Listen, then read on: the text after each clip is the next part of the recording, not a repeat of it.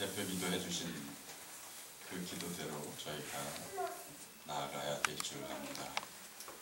몸에서 날마다 생명 되시는 하나님 앞으로 나아가는 걸음이 우리에게 기쁨이 하나님께 영광이 주옵니다. 찬양 감사합니다. 오늘 당신은 누구십니까? 라는 제목을 정했습니다. 아마 저 제목을 보시고 당신 그러면 당신의 대상이 오늘은 하나님이 아닐까라고 예상하시는 분들이 많으실 텐데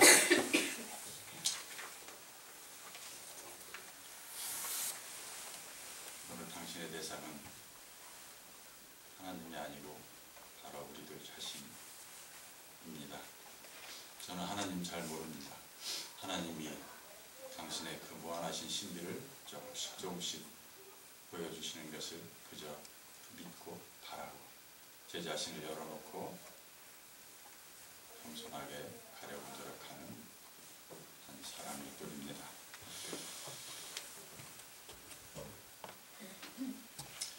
우리는 우리 자신을 찾아가는 것이 지상의 시대의 목표일 텐데요. 우리 자신을 찾기 위해서 물으면 물을수록 우리의 그 궁극의 끝에는 언제나 하나님이 계시죠. 그리고 우리는 하나님 없이는 우리가 누구인지 결코 답을 찾을 수 없습니다. 제가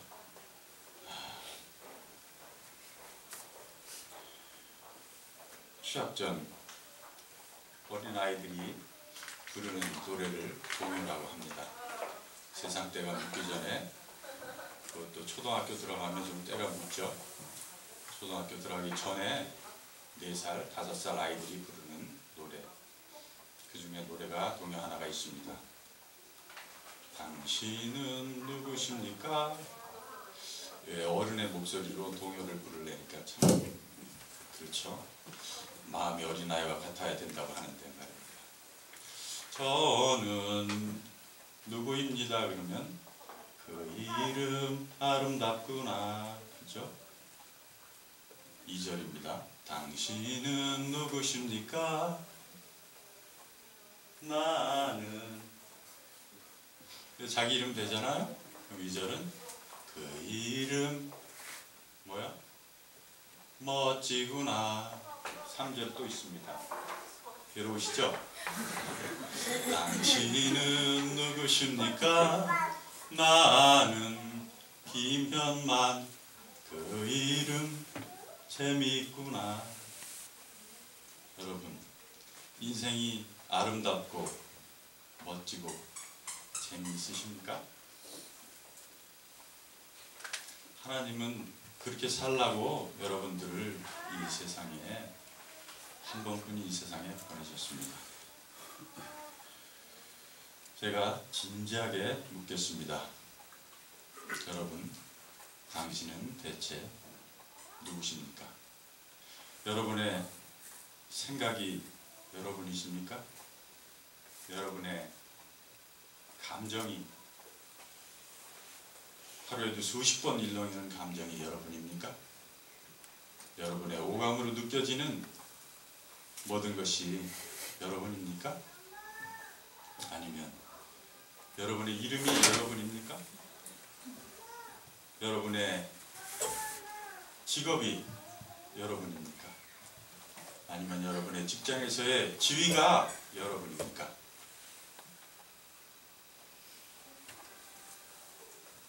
아니면 한 아내의 남편으로서, 한 남자의 부인으로서, 한 아이의 부모로서, 그리고 손자 손녀의 할아버지 할머니로서의 여러분이십니까? 아니면 여러분의 의지가 여러분입니까? 아니면 여러분의 수십 번도 바뀌는 마음이 여러분 자신입니까? 여러분은 이 물음에 진지하게 답을 얻으셔야 마음의 평안과 아름다운 인생과 멋진 인생, 재미있는 인생을 사실 수 있습니다. 아마 이런 의미에서 하나님 안에서 우리가 자기를 답할 수 있어야 되는 이런 의미에서 성 어거스틴과 토마스 아퀴나스의 고백, 우리가 하나님 안에서 진정한 평안을 얻기까지 우리는 결코 편히 쉴 수 없다는 고백은 옳습니다.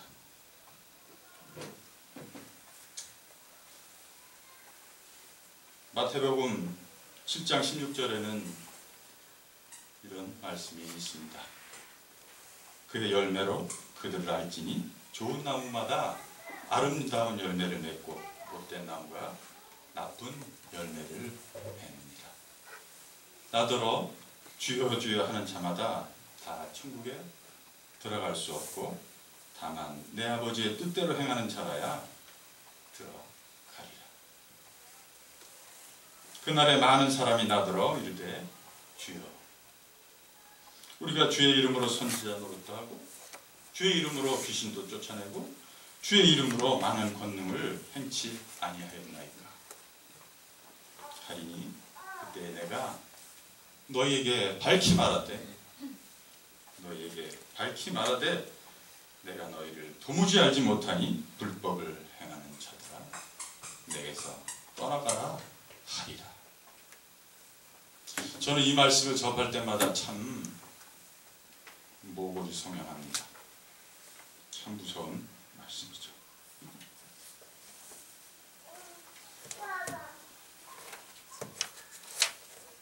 대한민국의 크리스찬으로서 산다는 것은 과연 무엇일까요?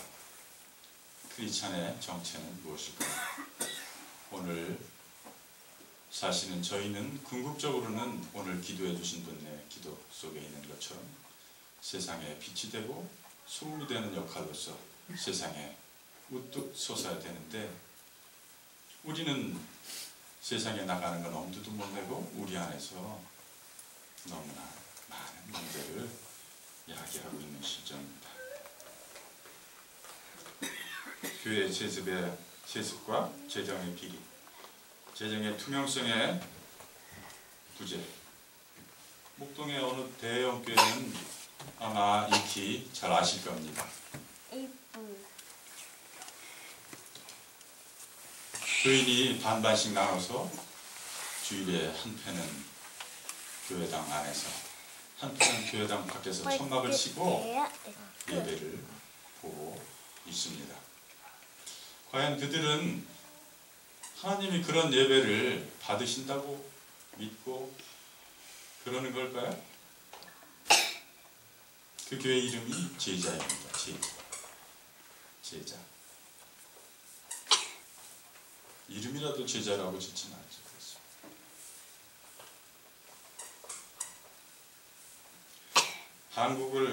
한국의 개신교를 이끌어갈 목회자의 윤리를 단적으로 보여주는 예가 하나 있습니다.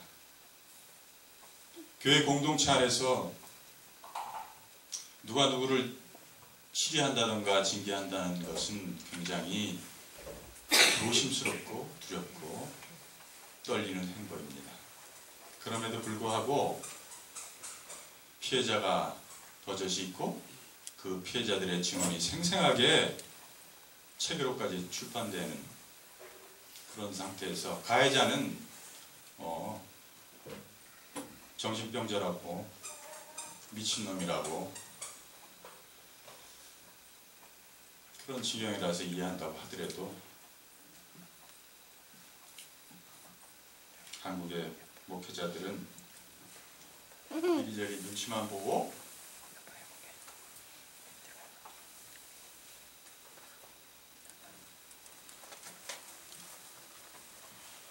마땅히 치유와 징계를 못하고 그러다 여론의 압박에 밀려 질질 끌려오다가 겨우 깨작거리는 것이 한국의 목회자의 윤리의 현주소입니다. 교회는 어떻습니까? 교회가 무슨 헌금을 많이 하고 오래 자리를 지킨 장로 개인의 사유물인 것처럼 함부로 좌지우지하는 꼴을 보이며 교회에 분란을 일으키고 순진한 교인들만 이리 치이고 저리 치이고 하는 게 많은 교회의 현실입니다. 대형교회 목사는 무슨 자신이 커다란 대기업의 CEO인 양 자본 신자유주의의 첨단 경쟁 메커니즘을 도입해서 양적인 성장이 하나님의 축복인 양 거들먹거리는 그것이 하나님의 축복이라고. 그야말로 현세적이고 기복주의적인 신앙관과 성공주의적이고 목회자 중심주의적인 전형을 보여주고 있는 것을 우리는 쉽게 볼 수 있습니다. 그것을 바라보는 소형교회, 중소형교회 목회자들은 다른 것 같습니까? 제가 겪는 소형교회 목회자들도 별반 차이가 없는 분이 많습니다. 물론 정말 자기의 몸을 바쳐서 헌신적으로 올곧게 주의 말씀을 전하는 목회자들 많이 계십니다. 평신도의 신앙생활은 어떤가요? 혹시 가나안 교인이라고 들어보셨습니까? 자기의 종교는 기독교인데 기독교 안에서의 목사에게 상처받고 장로에게 상처받고 또 같은 먼저 된 평신도에게 그의 언행에 상처를 받고 카톨릭으로 치면 냉담을 한다는 의미로 교회를 안 나가는 그 안 나가 성도를 거꾸로 해서 가나안 성도라고 합니다. 그런 분들이 참 많습니다. 여러분은 교인으로서 교회 생활을 어떻게 하고 계십니까? 교회는 결코 어떤 사교 모임을 위해서 나오는 것이 아닙니다. 자기 인맥을 쌓기 위해 나오는 것도 아니요, 자기의 먹고 사는 비즈니스의 확장을 위해서 나오는 것도 아닙니다. 자기의 재능을 개발하기 위해 잠깐 들르는, 거쳐가는 그런 것도 결코 아니죠. 자기 죽으면 그나마 장제라도 와줄 지인들이 필요해서 그래서 나오는 것도 아닙니다. 여러분은 가슴에 무엇을 품고 교회 생활을 하고 계십니까? 경건의 모양새는 있는데 조금만 들춰보면 결코 그렇지 않아요. 상식이 통하지 않는 작태를 이루 보이고 있는 교인들이 허다합니다. 자기 치유, 자기 돌아보는 작업도 안 된 상태에서 남을 신경 쓰고 남을 치유한다고 함부로 손을 내민다 분란을 일으키는 경우도 왕왕 있습니다. 이 악순환은 목회자도 별반 다르지 않습니다. 그러다 보니 교회의 위상은 땅바닥에 떨어져서 이리 뒹굴고 저리 뒹굴고 여기 차이고 저기서 차이고. 지금 교회는 그렇습니다. 솔직히 말씀드리면 어디 가서 무슨 직업이 뭐세요? 물어볼 때 목사입니다 라고 저는 자신 있게 말을 못합니다. 그것은 제가 지향하는 정체성이 부끄러워서 그런 것이 아니고 그렇습니다. 한국의 수많은 개신교인들이 이렇듯 위태롭고 불안한 일상을 행복한 듯하고 거룩한 듯하고 밝은 듯한 미소로 가리고 생활하고 있습니다. 여러분은 어떠세요?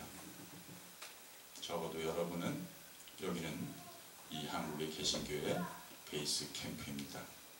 여러분은 안 그러실 것이라고 저는 믿습니다. 베드로전서 2장 9절에는 오직 너희는 택하신 족속이요 왕같은 제사장이다.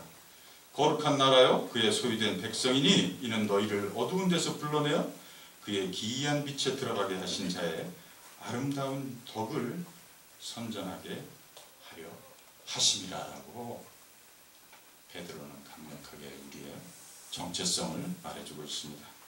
그런데 과연 우리는 택함받은 족속입니까? 왕같은 제사장으로서의 위엄이 있습니까? 거룩한 나라로서의 내면의 거룩한 모양이 아닌 능력이 자리하고 있냐 말입니다. 정말 하나님의 기이한 빛에 한번 들어가 보신 적이 있으십니까? 그래서 그 아름다운 하나님의 덕을 어두운 주위에 조금이라도 밝혀 비춰준 적이 있으신가요? 오늘 본문은 예수님이 공생애를 시작하기 전에 경험하시는 두 가지 경험 중에 첫 번째입니다. 요한은 광야에서 예수님의 오기 전에 미리 외칩니다. 독사의 자식들아 회개하라. 천국이 가까웠느니라. 왜 예루살렘이 아니고 유대가 아니고 광야 한복판이었을까요? 광야입니다. 아무리 인구가 많고 복잡다단한 서울이라도 하나님의 말씀을 제대로 듣지 못하는 것은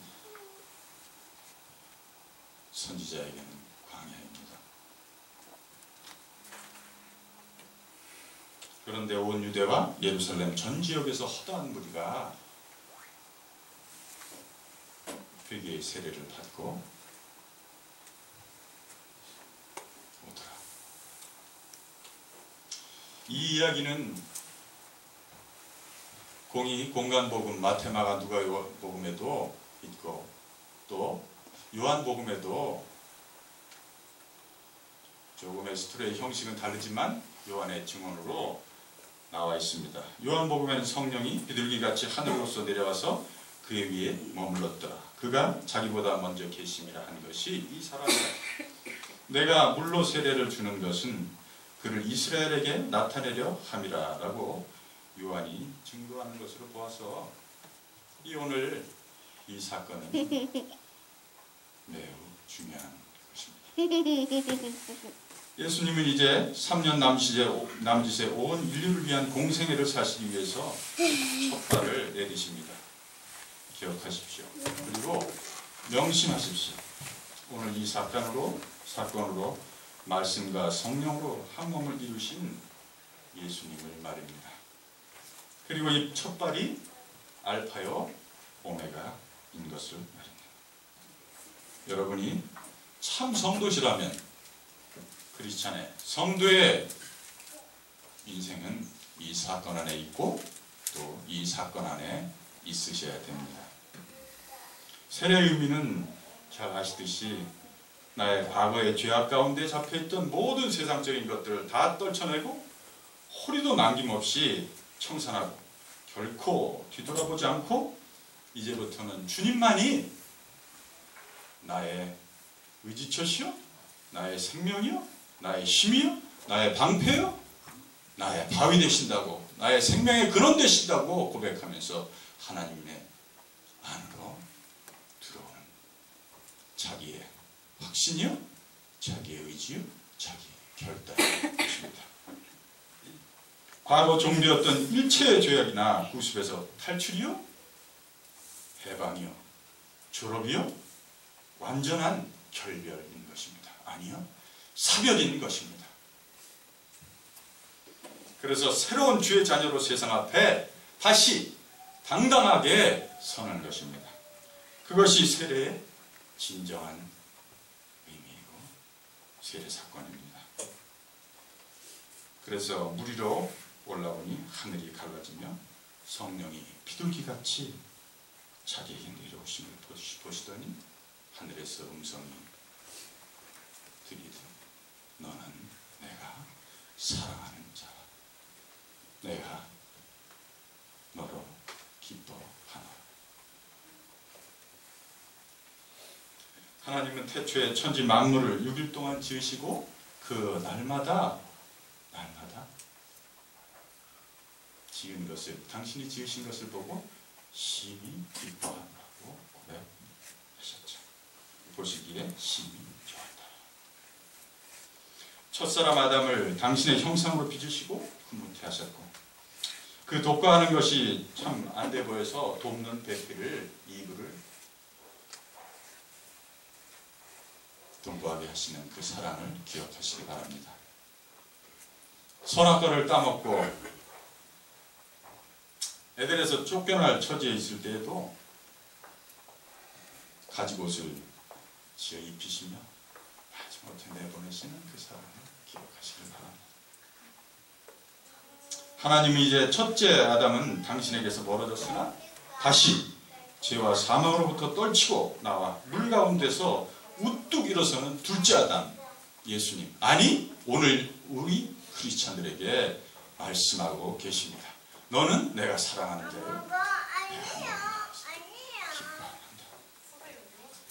아마 하나님은 이때 태초의 아담, 당신의 형상으로 빚었던 그때의 기쁨이 함께 오버랩되지 않았을까요? 아마 선악과를 따먹고 쫓겨날 수밖에 없는 처지의 아담을 향한 안타까운 아버지의 심정과 쫓아낼 수밖에 없는 그 아버지의 심정,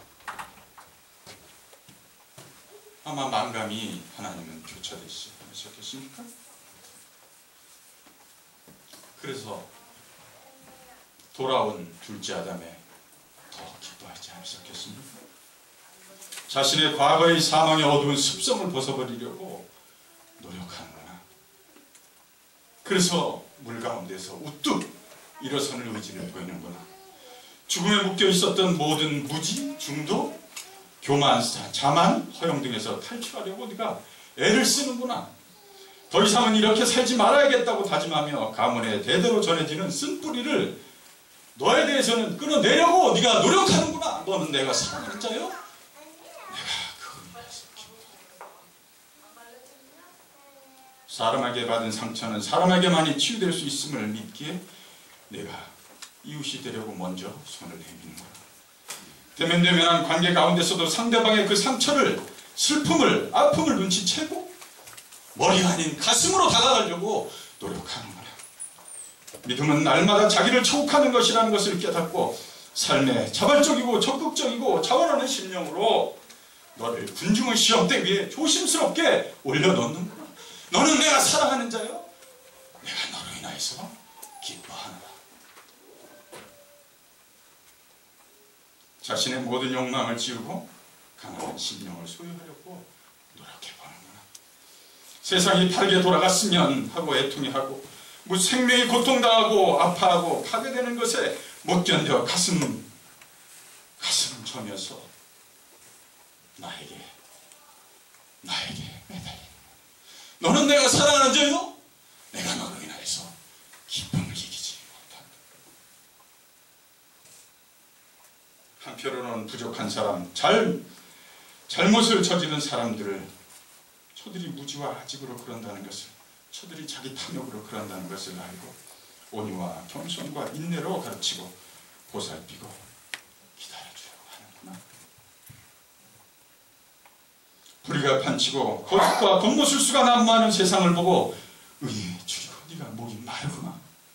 그럼에도 불구하고 긍휼히 여기고 그런 예리한 칼날이 난무하는 가운데서도 결코 상처 입지 않고 네가 너의 순전성을, 너의 하나님의 형상을 지켜내는구나. 깨지고 쪼개지고 갈라진 관계들을 어떻게든 싸매보려고 네가 피스메이커, 평화를 이루려는 사람이 되려고 노력하는구나. 너는 내 사랑하는 자야? 네, 그것을 기뻐한다. 여리여리 파랗게 물 움트는 봄의 새순들, 파릇파릇한 여름날의 풍성한 잎사귀들, 늦가을 노랗게 물드는 그 잎들이 또 초겨울 하나둘씩 떨어져 앙상한 가지가 보이고 그 가지 사이로 하늘 높은 허공이 보이는 것을 나의 부칙이라는 것을 우리가 눈치채는 거야. 신의 물소리, 낙엽 떨어지는 소리, 새 오는 소리, 빗소리, 하다못해 소복소복 눈 내려앉는 소복소복한 소리에도 나의 숨소리인 것을 아는 것. 인간의 탐욕으로 지구 생태계의 난개발로 썩어가고 죽어가고 있는 것이 곧 나의 상처이고 나의 신음소리인 것을 네가 알고 내 가슴 아파하는구나. 너는 내가 사랑하는 자이고 내가 너로 인하여서 기쁨을 이기지 못한다. 이런 신앙생활, 이런 생활신앙 한복판에 들려서 이 가운데서 들려오는 성령 하나님의 음성과 하나님의 말씀이 여러분 가운데 육신이 되는 경험이 여러분의 자신의 정체입니다. 이것이 곧 성도의 정체성이고, 성도는 오직 하나님으로부터만 조성됩니다. 고린도후서 5장 17절에는 그런즉 누구든지 그리스도 안에 있으면 새로운 피조물이라. 이전 것은 지나갔으니 보라 새 것이 되었도다. 모든 것이 하나님께로 났나니 저가 그리스도로 말미암아 우리를 자기와 화목하게 하시고 또 우리에게 화목하게 하시는 직책을 주셨느니라. 다시 한번 묻겠습니다. 여러분, 당신은 누구십니까? 여러분의 오감으로 오는 것이 여러분 자신입니까? 여러분의 감정이 여러분 자신입니까? 여러분의 생각이 여러분 자신입니까? 여러분 안에 일어나는 생각과 감정과 오감이 풍성하게 바로 여러분 자신이어야 합니다. 여러분의 이름이 자신입니까? 여러분 자신이어야 합니다. 여러분의 직업이 바로 자신이어야 하고, 여러분의 직장의 직위가 여러분 자신이어야 합니다. 여러분이 지금 입고 의지하는 몸이 바로 주 안에서 평안하고 건강한 여러분 자신이어야 합니다. 한 여자의 남편, 한 남자의 아내, 혹은 하나의 부모, 그 역할이 재미있고 행복한 여러분 자신이어야 합니다. 여러분의 소유가 여러분 자신의 청빈의 가치관을 대변하고 있어야 합니다. 여러분의 의지가 여러분 자신을 추동해가는 걸음걸음이 되어서 바로 여러분 자신을 대변해주는 거룩한 여정이어야 합니다. 여러분의 마음이 여러분 자신의 삶에 대한 아름다운 태도여야 합니다. 여러분은 이 질문에 어떻게 대답하고 계십니까? 동시대를 살아가는 성도 여러분, 여러분은 진짜 누구십니까? 여러분은 적어도 날마다 하나님의 사랑의 음성을 듣는 존귀한 존재여야 합니다. 너는 내가 사랑하는 자요, 내가 그로 인하여서 너로 인하여서 기쁨을 이기지 못하노라. 기도하시겠습니다. 성령의 열매는 사랑과 희락과 화평과 오래 참음과 자비와 양산과 충성과 온유와 절제니 이 같은 것을 금지할 법이 없느니라. 좋으신 하나님 아버지, 특히 아파 고생하시는 공내 전도사님과 박수원 집사님을 주님의 손으로 만져주시고, 무엇보다도 저들의 마음과 영혼을 주의 그 강하고 부드러운 팔로 나눠 주시고 위로하여 주옵소서. 우리를 불쌍히 여기시고 이 혼란스럽고 혼탁하고 불의한 세대에 우리가 주님의 음성을 날마다 숨쉬는 순간마다 들으며 사는 축복을 허락하옵소서. 예수 그리스도 이름으로 기도합니다.